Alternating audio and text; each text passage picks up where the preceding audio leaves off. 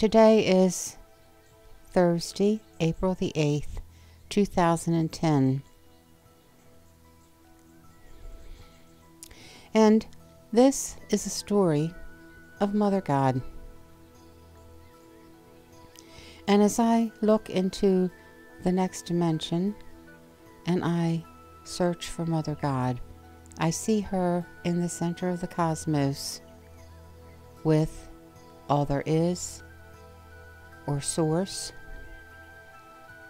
Some people might use the term God, but I use the term all there is, or source, as it is more accurate, since this is the location in the center of the cosmos where Mother God resides. She sits next to all there is on his right side and sits a little behind all there is. The arrangement is not because all there is feels that he is superior to Mother God, because there is this exchange between the two of them. Each have their own work that they do. They know that their work is equal. They need each other. They work together in a remarkable, you might say, companionship. But she sits behind him as he acts as her protector. And his protection in this instance is a vibratory protection, protecting her from any discordant vibrations. That is why she sits a little behind him. And so there are certain functions that each hold. And as you might perceive of this, all there is holds the stance of justice, so that there is justice and everyone is judged equally. That is all there is, you might say, function. One of the things that all there is concentrates upon to keep the creation evenly balanced. Justice for all, you might say. And there are times when there are extenuating circumstances, and that is when Mother God, as the mother, comes forth with compassion and holds back the arm of justice, so that there are times when justice is tempered by the mother aspect of creation.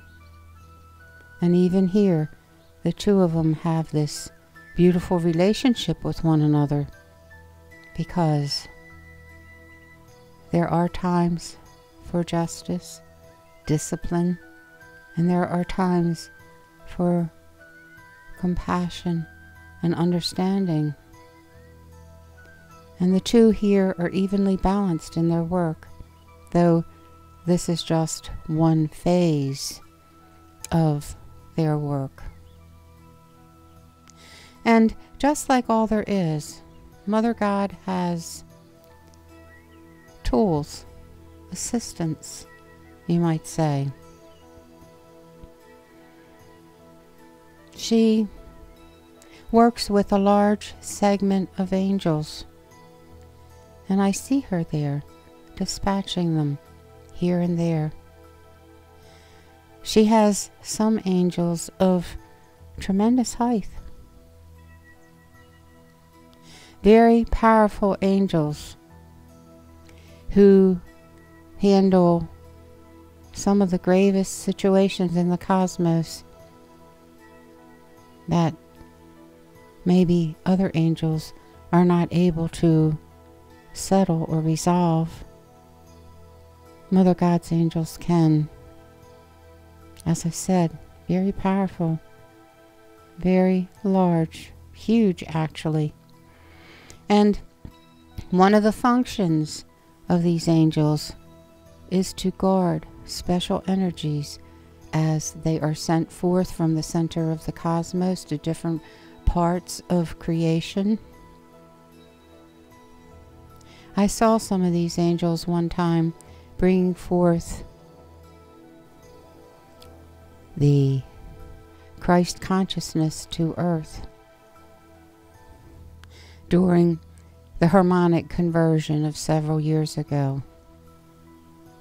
And as this energy came to earth, there were Mother God's angels protecting it, making sure that it came here in its pristine condition. She has other angels that I see working with her, little cherubs. The cherub is not the same as the cherubim. They are distinctly different, though some think that one is a singular and the cherubim is plural. They're two different types of angels. And these tiny little cherubs, they're so beautiful, almost childlike, but they, you might say, are the handmaidens of not only Mother God, but some of the other special heavenly queens, like Mother Mary, for instance. We've seen pictures where artists have portrayed them with all these little cherubs working with them. And it is true. I see the little cherubs sometimes with Mary Magdalene. They carry out their work as they have great influence in the world. And so these little cherubs are like little secretaries, taking the desires, the requests from people, the answers from Mother God, and you might say do the little bit of secretarial work for them and carry out the little messages that help humanity work throughout the cosmos with it. And so these are two of the groups of angels that Mother God works with. This great compassionate model for compassion in the world. That is what Mother God is responsible for. She also, as Sophia, helps all there is create, which many do not think of that there actually is two Mother God, all there is that works with creation, but it is true. And in sacred geometry, all there is would represent the straight line, and Mother God would represent the circle. And so they do work together. Their words and their energy makes the sounds that brings forth the results of sacred geometry. It is like that is the pattern.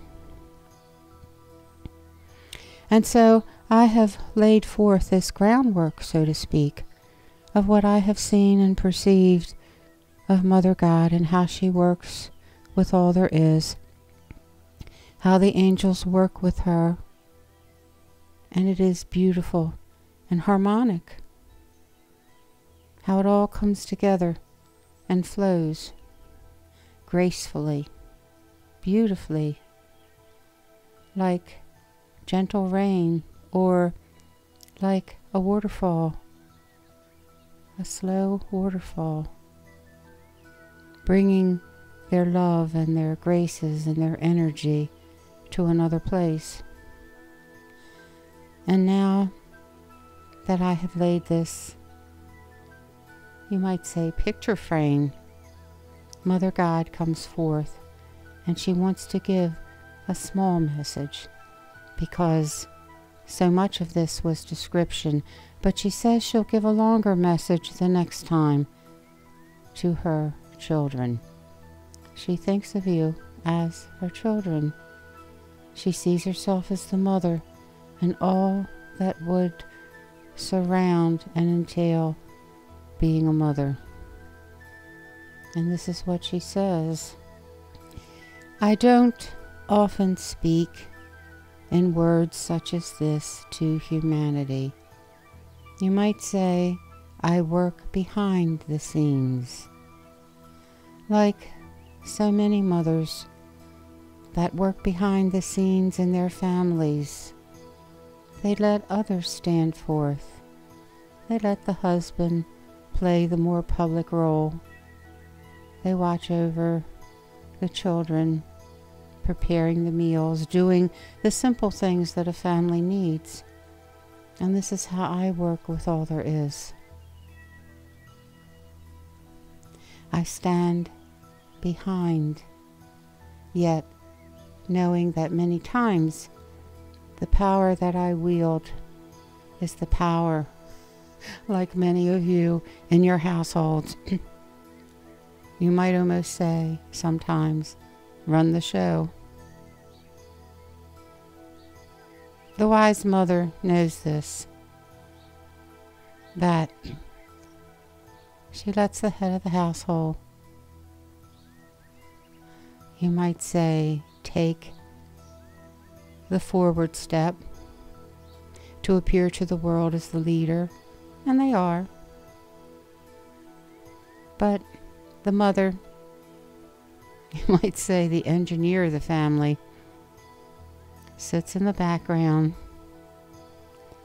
knowing that all is well, as she watches over everyone and actually leads each one to their highest potential. That is what you do in your household, and it is what I do. Quietly, serenely, working with others, leading them to their highest potential, and using love as the motivating force. And I mention these things to you because I wish to honor motherhood.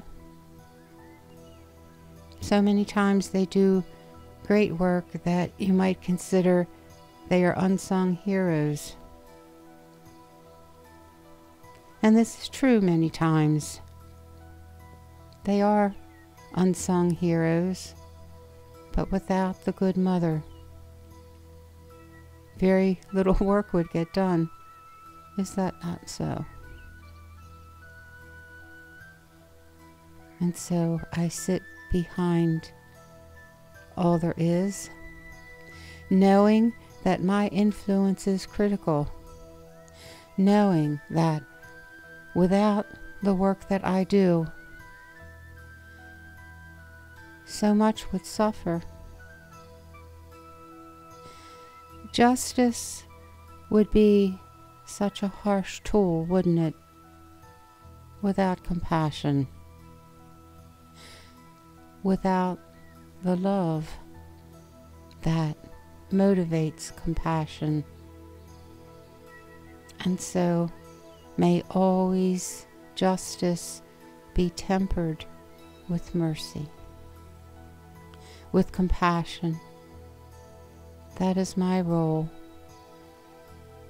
as I am certain that it is the role of mothers all over the world. And so for now, I withdraw, leave you with that one message, and I'll be back again. So it is.